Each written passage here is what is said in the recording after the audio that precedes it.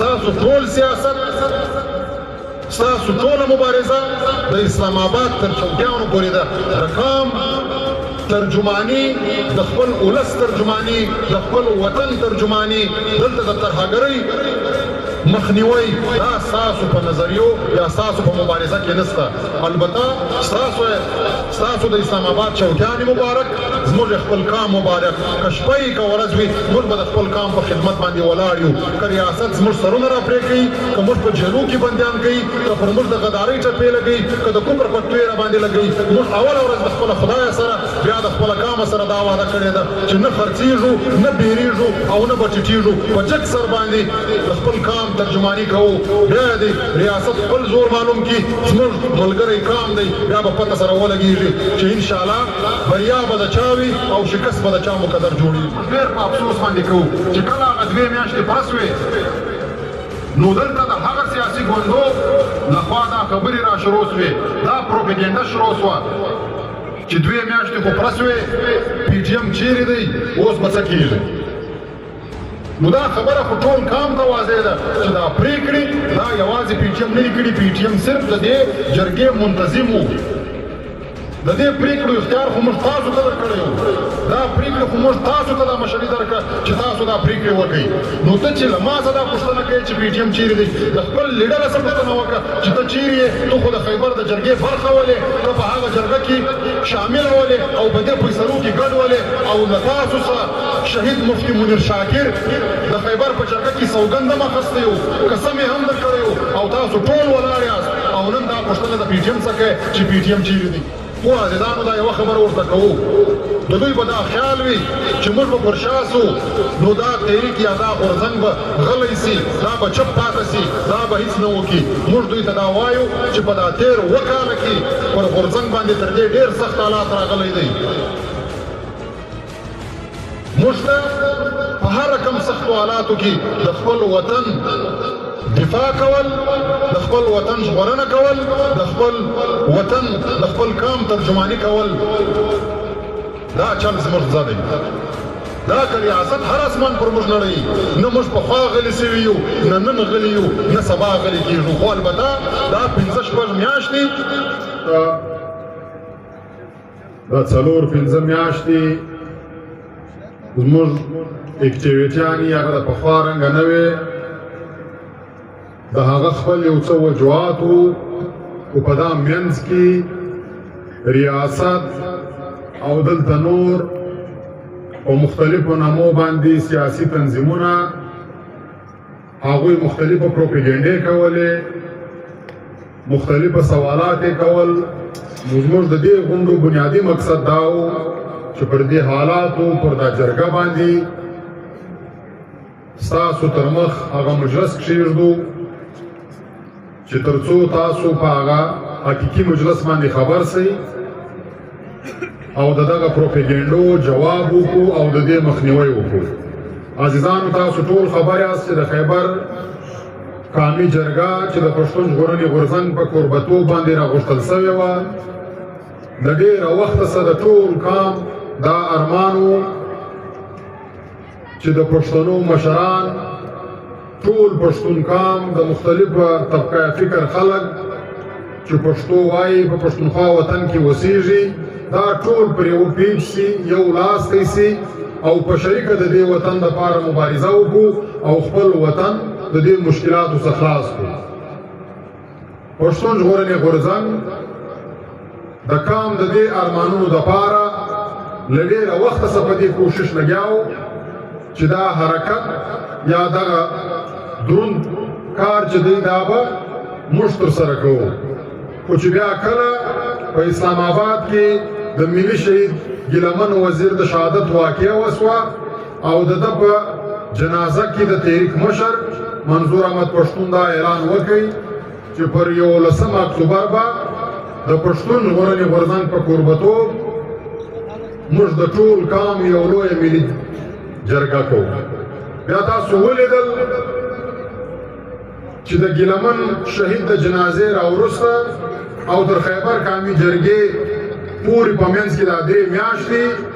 زموږ د تحریک مشرتابه، زموږ د تحریک ذمهواره ملګرو او زموږ د تحریک هر همدرده یوه ورځ هم یوه ګنټه نه ده ضایع کړې. دا 3 میاشتې موږ شپه ورځ محنت وکړئ، پر ټول پښتونخوا وطن را وګرځېدو، د هر پښتانه کور ته ورالو، یوه دروازه مو وټکوه، د ټولو سیاسي پاټانو دفترو ته ورالو، د ټولو سیاسي پاټانو مشرانو ته ورالو، د دې وطن وکیلانو ته ولاړو، د دې وطن ډاکټرانو ته ولاړو، پروفیسرانو ته ولاړو، د مسجد علماء کرامو ته ولاړو، د سکول استادانو ته ولاړو، خپلو خوندو مندو ته مو د دې جرګې بلنه ورکړه، مزدورکاره خلکو ته ولاړو، مختلفو یونین ته ولاړو، ټول کام ته موږ دغه دعوت ورکړ. او بیا تاسو ولیدل چې دغه جرګه څنګه را نږدې کېده، د ریاست لخوا رکاوټونه بندیزونه هغومرې زیاتېدل. د ټولو لومړی زموږ پر دې تنظیم باندې د بندیز اعلان وکړي چې بندیز یې راباندې ولګوو. د هغه وروسته زموږ پر 100 ملګري په 4th شیډول کې واچول. دا د فرهنګي له وخته څخه راپاته یو قانون دی چې کوم وخت به د فرهنګي په دور کې دلته چا د وطن د خپل ولس د خپل وسایلو یا د امن دپاره خبره کوله، نو دوی به هغه کسان بیا دغه د 4th شیډول لیست ته واچول. نو دغه د فرهنګي راپاته پنجابي استعمار د خیبر د جرګې مخکې زموږ د پښتون ژغورنې غورځنګ په 100 ملګري په دغه لیست کې واچول. زموږ د ملګرو پر کورو باندې چاپې شروع کړې، د ملګرو نیول شروع سول.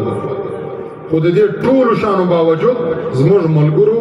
همت له لاسه نه دی ورکړی. موږ خپل همت جاري وساتئ. بیا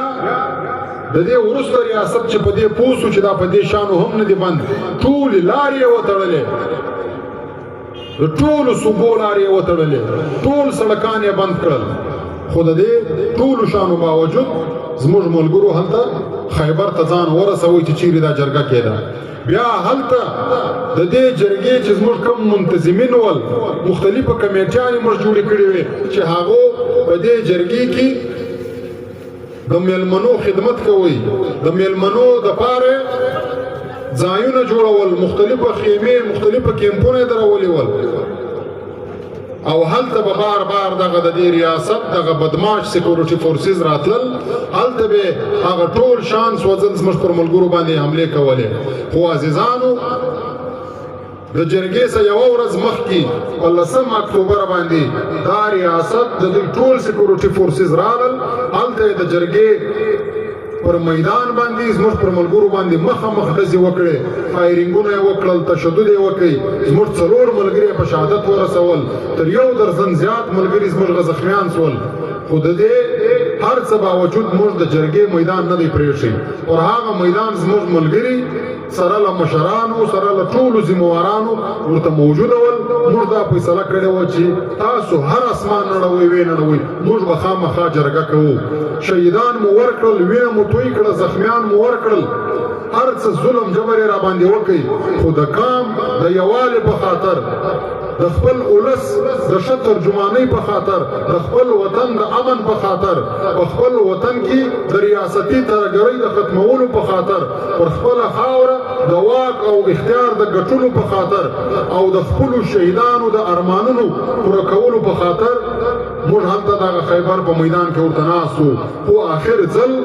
میدان موږ ځینې وګټئ. ټوپکان له دوی سره ول، بختربند موټران له دوی سره ول، ټول بدماش سیکورټي فورسز دوی راوستلي ول، تشدد دوی وکړئ، فایرینګ دوی وکړئ. موږ تر شنه اسمان لاندې په خالي لاسو ورته ولاړو، خو دوی وتښتېدل. موږ پر میدان باندې ورته ولاړو او په 11 اکتوبر باندې موږ خپله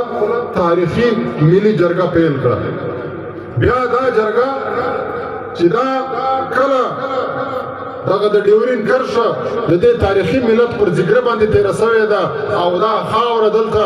محکومه پاته سوې ده، د هغه ورځې راواخله بیا تر نن ورځې پورې پر دا محکوم افغان وطن یا پر دا محکومه خاوره باندې د پښتنو دومرې لویه تاریخي جرګه نه ده سوې. دا په تاریخ کې اول ځل پښتون ژغورنې غورځنګ پر دې محکومه خاوره باندې د پښتنو دومره لویه تاریخي جرګه وکړه چې د بي بي سي رپورټ دا دی چې 14 لکه کسان دلته د خیبر په جرګه کې سره رايوځای شوي وو. بیا دې ټولو کسانو ته د دې ټولو سیاسي ګوندو مشرانو ته د دوی راغلو نمایندګانو ته او د ټول پښتونخوا وطن د مختلفو علاقو د مختلفو کلو څخه چې دا کم پښتنو مشران راغلي ول د مختلفو طبقاتو خلک راغلي ول دې ټولو ته موږ په یو لوی سکرین باندې د پنجابي استعمار ټول ظلمونه ورښکاره کړل سره له ثبوته چې دې پنجابي استعمار څومره بے ګناه پښتانه افغانان وژلي دي دا ټول ریکارډ موږ پر ټلویزیون باندې ټول کام ته ورښکاره کوي او زموږ د کام څومره ژوندي انسانان ورک دي دا ټول ریکارډ موږ ورښکاره کوي. زموږ په وطن کې څو د ترهګرۍ پیښې سوي دي دا ریکارډ مو ورته کښېښوئ. زموږ په وطن کې څو بمي چاودنې سوي دي دا ریکارډ موږ ورته کښېښوئ. زموږ په وطن کې په ریاستي ترهګرۍ کې چې څومره زموږ ځوانان زموږ د کام وګړي دا ژوبل سوي دي زخمیان سوي دي دا ټول ریکارډ موږ ورته کښېښوئ. زموږ د کام د پښتنو څومره مځکې دې ریاست په مختلفو نامو قبضه کړي دي دا ټول ریکارډ موږ ورته کښېښوئ. او پښتانه چې په معاشي توګه یا زموږ کم کاروباري خلک دي چې هغو ته څومره مشکلات جوړ کړي دي دا ټوله ډیټا موږ د دې ټولې جرګې تر مخ کښېښوله او دا په تاریخ کې یو نوی باب و. په تاریخ کې اول ځل پښتنو د خپلو شهیدانو د خپلو زخمیانو په خپل وطن کې د ټولو ترهګرۍ پیښو یو مکمله ډیټا د ثبوت سره رايوځای کړې وه او دا موږ ټول کام ته کښېښوله. د پښتون ژغورنې غورځنګ تر مخه په پښتانه کې هیچا دا کار نه دی کړی چې د دې کام ټوله ډیټا یې راټوله کړې. دا کار اول ځل زموږ ملګرو وکړي او زموږ ملګرو داسې په اسانه دا کار نه دی کړی. د سر په بدله باندې زموږ ملګرو دغه کار وکړي چې دغه ډیټا موږ راټوله کړه او دا ډیټا یوازې د خیبر په جرګه کې چې کوم راغلي سیاسي ګوندونه مشران دوی ته موږ نه دی شي دا موږ ټولې نړۍ ته دا کښېښوله چې چیرې هم په دنیا کې د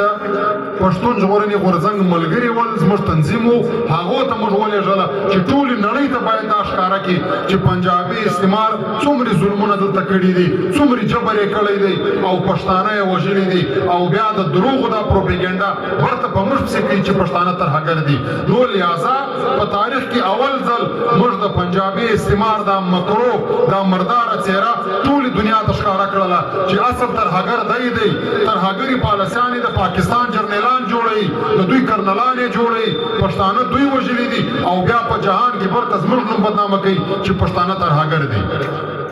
خو عزیزانو د دې ټولو حلو ځلو د دې ستړو باوجود چې 3 ورځې د خیبر جرګه وسوه بیا د هغه جرګې د نظم مطابق موږ دغه ټول مشران د ټولو سیاسي ګوندو مشران را موږ سره کښېنول اختیار مو دوی ته ورکوي چې موږ به حیثیت د کام وګړي موږ ستاسو خدمت وکړي ستاسو د پاره مو دا جرګه را جوړه کړه دا ټول کام مو را غونډ کړي سره کښېمونوئ او د ټول کام مقدمه مو ستاسو تر مخ کښېښوله. اوس مشران تاسو یاست فیصلې تاسو وکړئ بیا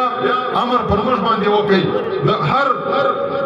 سخت میدان چې وي د هغه په اول صف کې به موږ ولاړ یو. نو بیا دا د ټولو سیاسي ګوندو مشران او د مختلفو علاقو سره راغلي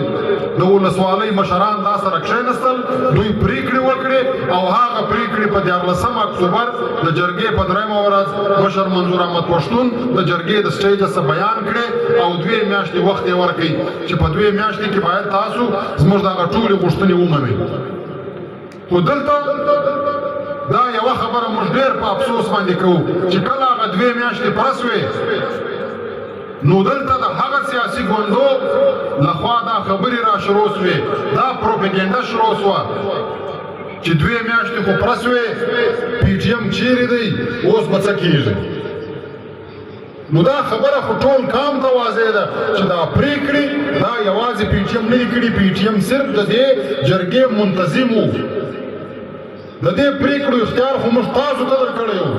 دا پریکړه خو موږ تاسو ته دا مشري درکړه چې تاسو دا پریکړې وکړئ نو ته چې له ما څخه دا پوښتنه کوې چې پی ټي ایم چیرې دی د خپل لیډر څخه پوښتنه وکړه چې ته چیرې یې ته خو د خیبر د جرګې برخه ولې ته په هغه جرګه کې شامله ولې او په دې فیصلو کې ګډ ولې او له تاسو څخه شهید مفتي منیر شاکر د خیبر په جرګه کې سوګند هم اخیستی و قسم یې هم درکړی و او تاسو ټول ولاړ یاست او نن دا پوښتنه د پی ټي ایم څخه کوي چې پی ټي ایم چیرې دی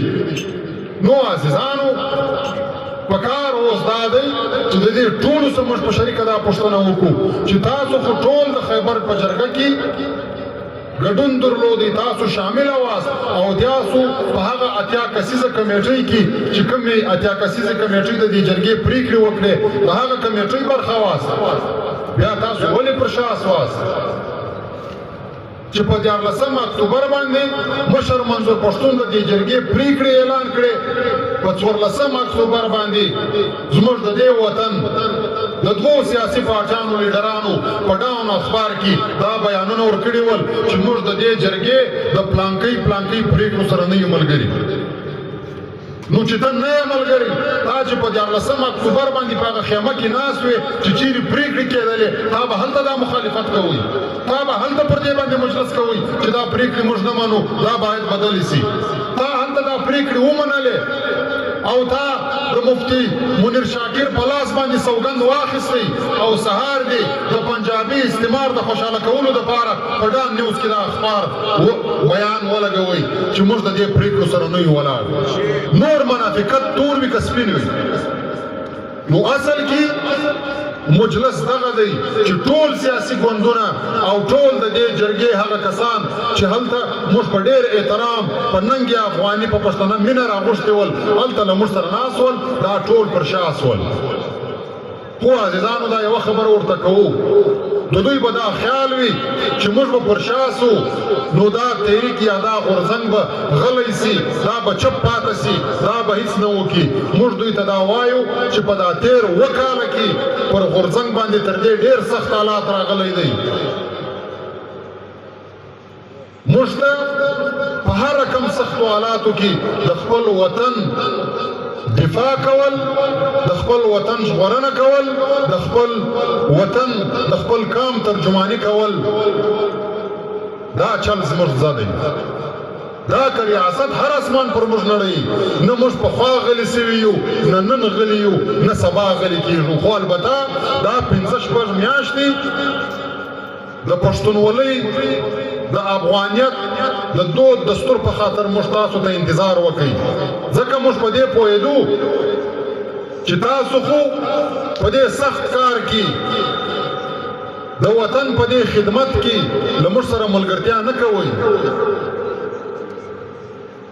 خو که موږ چیرې په یوازې سر باندې دا کار پیل کړی وای بیا به همدغه خلکو په موږ پسې پروپیګنډه کوله چې دا خو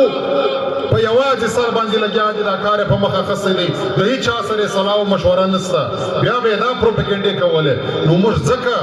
تاسو راوغوښتاست او 15 میاشتو وخت مو درکوي خو البته اوس ټول کام په دې وپوهېدی چې ستاسو ټول سیاست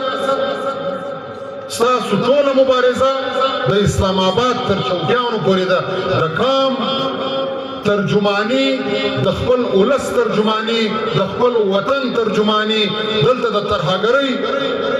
مخنیوي دا ستاسو په نظریو یا ستاسو په مبارزه کې نسته البته ستاسو د اسلام آباد چوکیانې مبارک زموږ خپل قام مبارک که شپه یې که ورځ وي موږ به د خپل قام په خدمت باندې ولاړ یو که ریاست زموږ سرونه راپرې کوي که موږ په جیلو کې بندیان کوي که پر موږ د غدارۍ ټپې لګوي که د کفر پټوې را باندې لګوي موږ اوله ورځ د خپله خدایه سره بیا د خپله قامه سره دا وعده کړې ده چې نه خرڅېږو نه بیریږو او نه به ټیټېږو په جګ سر باندې د خپل قام ترجماني کوو بیا د ریاست خپل زور معلوم کړي زموږ ملګری قام دی بیا به پته سره ولګېږي چې انشاءالله بریا به د چا وي او شکست به د چا مقدر جوړېږي خو البته عزیزانو دا صرف یو کوچنی وضاحت و چې ستاسو تر مخ مو ایښوئ نور به تاسو حوصلې نه بایلئ ستاسو قامي غورځنګ ستاسو قامي تحریک انشاءالله همهغسې پر غورځنګونو دی لکه څنګه چې پخوا وو خو صرف په منځ کې دغه 4-5 میاشتې د هغه وضعیت مو ستاسو تر مخ کښې شوی خپل یونټان منظمه کوي خپل علاقایي کمیټیانې منظمه کوي په خپلو ضلعو کې کار وکوي تر هر پښتانه پورې دا بیانیه ورسوئ په دې سختو حالاتو کې هېڅوک نه راځي چې زموږ پر زخمو باندې مرهم کښېږدي نه د اسمانه فرشتې راځي چې زموږ حالات بدل کړي موږ او تاسو به په خپله یو بل ته لاس سره ورکوو او خپل وطن به ژغورو او موږ د هېچا کمزوري نه یو موږ یې صرف په مختلفو دسیسو باندې د کفر او د اسلام په نامه یا داسې په نورو نامو باندې سره تقسیم کړي یو سره ویشلې یو موږ چې کله یو بل ته لاس سره ورکړی دی بیا هېچا هم زموږ په وطن کې دلته تېری نه دی کړی نو لہذا ورته به د خپل پلار او نیکه تاریخ سره را یوځای کوو یو بل ته به لاس ورکوو پر خپل وطن به ننګ کوو او خپل وطن به د دې پنجابي استعمار د دې ظلم او د جبر څخه خلاصوو نو لہذا دلته زموږ ټول ذمواره ملګري د پښین ضلعې ذمواره ملګري یا د مختلفو علاقو څخه راغلي چې زموږ ملګري دي دوی ته به مو خواست دا وي او هدایات به مو دا وي چې نور به یوه ګنټه هم نه ضایع کوئ پر خپلو یونټانو پر خپلو علاقو باندې کار شروع کړئ پر خپل تنظیم باندې کار شروع کړئ چې کله هم د تنظیم د مشرتابه لخوا یو نوی لایعمل رالی نو موږ ټول باید ورته تیار یو او هغه لایعمل باید موږ مخ په وړاندې باندې بوځو خو البته چې دا ریاست یوازې د پښتنو سره دغه ظلم جبر روان نه دی ساتلی دلته په دې ملک کې نور هم محکوم کامونه شته چې هغه هم د دې ریاست د ظلم او د جبر ښکار دي پرون ورځې د بلوچانو چې کومه د بلوچ یکجهتي کمیټۍ په نامه د دوی یو تحریک دی د هغوی د ملګرو پر کورو باندې چاپې ولیدي چې په ډېر لوی تعداد باندې د هغوی ملګري نیولي دي بیا د دوی د دغه ظلم او غیر آئیني حرکت په خلاف نن ورځ په کوټه ښار کې د بلوچانو پر امن احتجاج و خو دوی پر هغه احتجاج باندې مخامخ ډزې کړي دي فایرینګ یې پر کړی دی چې اطلاعات دا دي چې تر اوسه پورې 15 بلوچان چې دي هغه په شهادت رسېدلي دي او تر 20 زیات زخمیان دي موږ پښتون تحفظ مومنټ د ریاست د دې ظلم د دې جبر په شدیدو ترینو الفاظو باندې مذمت کوو او د خپلو بلوچانو ورونو سره په دغه سختو حالاتو کې ولاړ یو دوی به یوازې نه پرېږدو او البته پر دې موقع باندې ټولو محکومو قومو ته دا یو پیغام ورکوو چې 80 کاله تېر شول په مختلفو نامو په مختلفو بهانو باندې دا ریاست دا محکوم کامونه داسې یرغماله ساتلي دي زموږ پر وطن باندې مسلطه دی نو لہذا اوس وخت راغلی دی چې ټول محکوم کامونه یو بل ته لاس ورکو او په شریکه باندې د دې ظالمانو د دې جابرانو سره خپل ځان خپل کام او خپل وطن خلاص کو بیا به دلته پر امنه پر سکونه ژوند وي نو لہذا موږ د پنجابي استعمار د دې ظلم یو وار بیا په سختو الفاظو باندې غندنه کوو او د خپلو بلوچانو ورونو سره ولاړ یو او د ریاست لخوا چې پر هر محکوم قوم باندې ظلم کیږي موږ به د هغه غندنه کوو او د هغه محکومو کامو سره به ولاړ یو